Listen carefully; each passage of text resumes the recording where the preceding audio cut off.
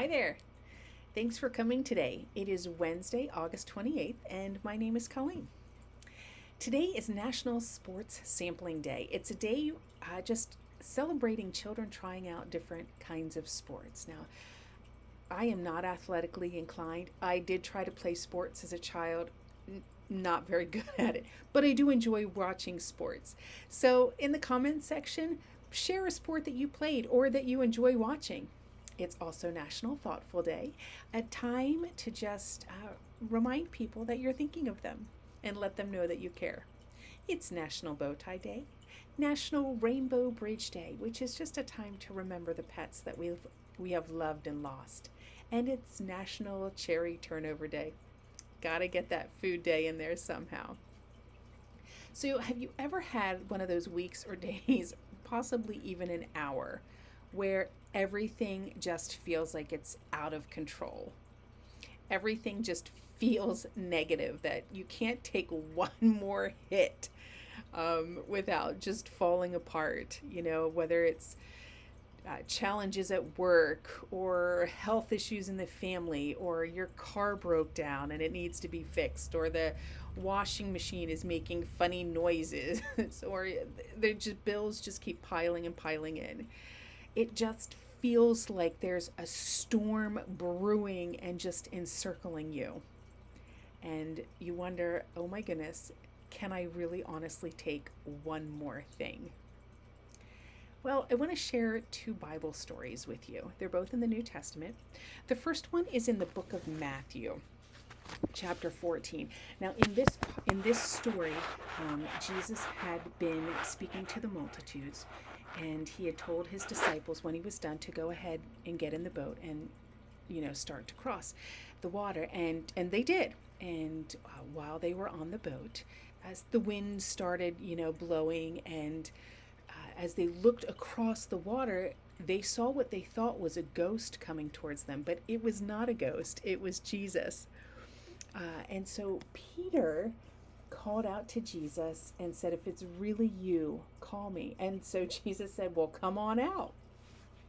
We're going to pick up in verse 29. This is what it says. Then Peter got down out of the boat, walked on the water, and came toward Jesus.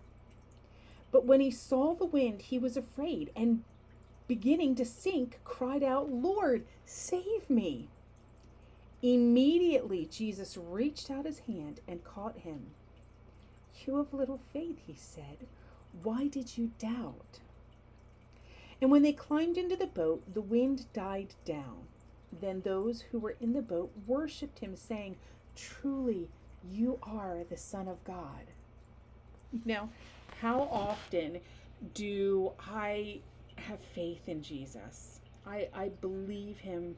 I believe in him wholeheartedly and what God has done through Jesus' sacrifice. I don't question that at all. But you know what? There are some times when the storm starts coming around me, I focus on the wind that's blowing and I take my eyes off Jesus. But this is such a great reminder that even though Peter took his eyes off Jesus, when he cried out to Jesus, Jesus reached out his hand. It says immediately Jesus reached out his hand and caught him. Jesus didn't wait until Peter fell on his face. As soon as Peter cried out, Jesus reached out to him and saved him. In the book of Mark, chapter 4, again, we're dealing with water in a boat. The disciples and Jesus this time are on a boat, and the waves are starting to churn. And we're going to pick up in verse 37, and it says this: "A furious squall came up, and the waves broke over the boat, so that it was nearly swamped. Jesus was in the stern sleeping on a cushion. The disciples woke him and said to him, 'Teacher, don't you care if we drown?' He got up, rebuked the wind, and said to the waves, 'Be still.' Quiet, be still." Then the wind died down, and it was completely calm. So I'm shocked at, even though this storm is starting to swell, Jesus is resting peacefully in the stern of the boat. that just goes to show the relationship he had with God the Father, the trust that he had in God the Father, that, you know what, everything's okay. Again, it says, he got up and rebuked the wind and said to the waves, "Quiet, be still." And the wind died down and it was completely calm. I would have to believe that it's another immediately this took place. In both instances, the disciples were focusing on the storm that was swirling around them. And when they finally cried out to Jesus, he was there and he saved them and offered comfort and peace.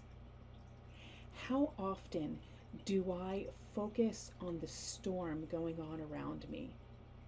And do I say, I can't take one more thing? How often do I focus on the chaos? If you can picture a hurricane and standing in the eye of the hurricane, if you look, the eye of the hurricane is still and quiet. And if you were to look straight up through the funnel of the hurricane, you see light. And that just reminds me that in the midst of the storm, even though the storm is swirling around me, if I just look up, if I just focus my eyes on the light, God's going to be there. He's going to comfort me and he's going to give me peace, even in the midst of chaos.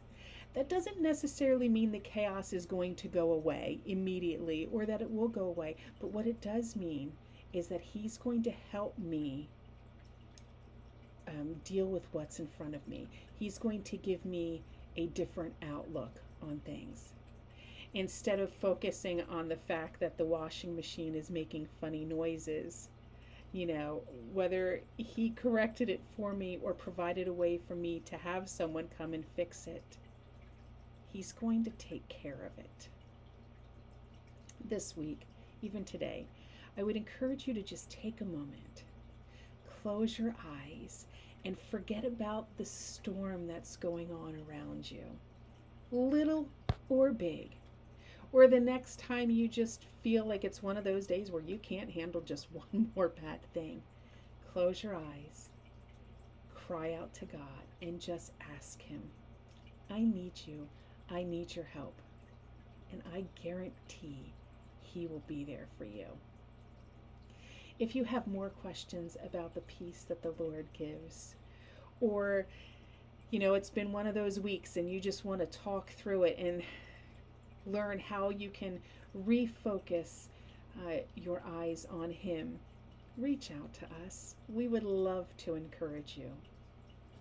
As always, in the book of Numbers, it says, "The Lord bless you and keep you. The Lord make his face shine on you and be gracious to you. The Lord turn his face toward you and give you peace." Shalom, my friend.